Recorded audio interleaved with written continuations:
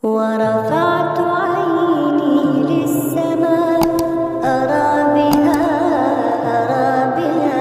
Jadi dia ini aji mumpung, dia beli tanah ribuan hektar, tapi nanti dia tidak menyiapkan wisata untuk umat, untuk masyarakat dari tanah dia yang dia beli. Tapi dia fasilitas sosialnya, pasum dan pasosnya itu nanti dari PSN itu, tanah rakyat, tanah asli dari masyarakat Tangerang itu. Nah ini pinter, makanya jadi pengusaha itu kudu pinter. Cuma sayang, ini dia sudah beli ribuan hektar di sawah itu, di darat, PSN di tengah itu dikuasai, laut juga mau dikuasai.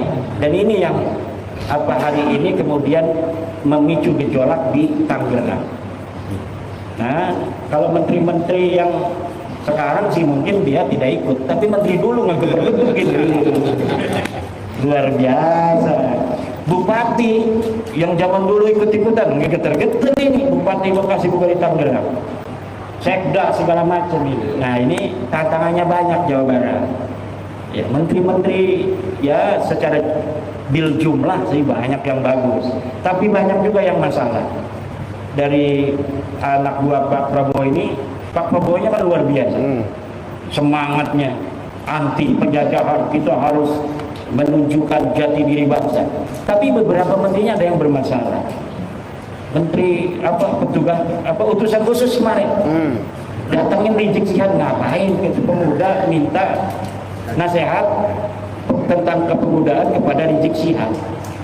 Yang mau dinasihatin dari Rizik apa? Supaya pemuda kita teriak-teriak. Ini Raffi Ahmad ini perlu tinjau ulang. Kalau bisa ya diberhentiin aja. Diberhentiin Raffi Ahmad dari utusan khusus presiden. Kenapa? Karena kurang cerdas. Jadi kan ilmu pengetahuan itu penting juga untuk pejabat-pejabat agar presiden kita ini mampu untuk menyelesaikan tugas-tugasnya. Nah kalau utusan khususnya menteri pembantu-pembantunya kurang cerdas, langkah-langkahnya ini kurang cerdas, ya nanti akan menghambat presiden. Ada yang menghina tukang es, ada yang menghina tukang ST, masalah buat presiden. Ada lagi yang gas LPG sekarang tiba-tiba nggak ada di masyarakat, di pasaran. Kebijakannya mungkin bagus tujuannya, tapi kurang cerdasnya ini kemudian membuat gejolak di masyarakat. Ini yang harus ditinjau ulang kembali nih pembantu-pembantu model ini. Menteri Agama juga nggak bisa nurunin haji.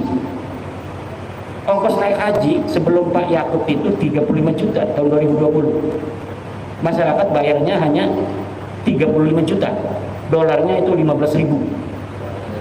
Ketika Pak Yakub naik jadi 55 juta, 35 juta ya tahun 2020, waktu sebelum Pak Yakub jadi menteri. Ketika Pak Yakub, peninggalan Pak Yakub 55 juta, naik drastis, padahal dolarnya sama. Dulu 15.000, sekarang dolarnya 16.000. Nah sekarang menteri kita agama yang baru juga tidak bisa untuk mengoreksi kebijakan-kebijakan menteri agama yang lalu.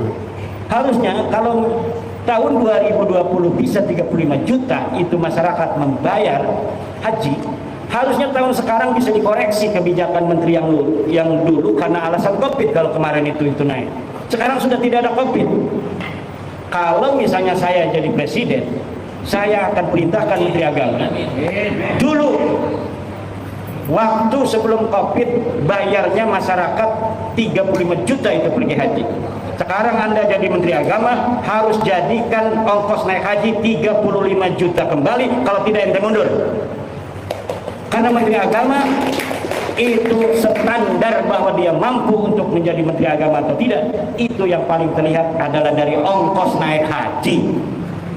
Dan kemarin kita lihat ongkos naik hajinya masih 35 jutaan, hanya nurun sedikit aja seidrat.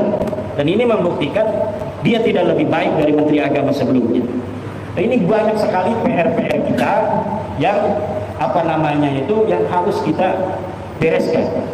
Kita bukan hanya memberesi tentang masalah nasab, tetapi juga kita akan membantu siapapun presidennya agar presiden kita kawal untuk mampu memberikan kemajuan, kesejahteraan kepada rakyat Indonesia. Selamat kepada ABS1 yang telah dipilih secara aklamasi berdasarkan musyawarah mufakat sebagai Ketua PWI LS Provinsi Jawa Barat. Semoga dapat mengemban amanah penderitaan rakyat Jawa Barat agar dimerdekakan dari penjajahan spiritual. Dan kepada seluruh pimpinan daerah kabupaten yang sudah terbentuk dari 13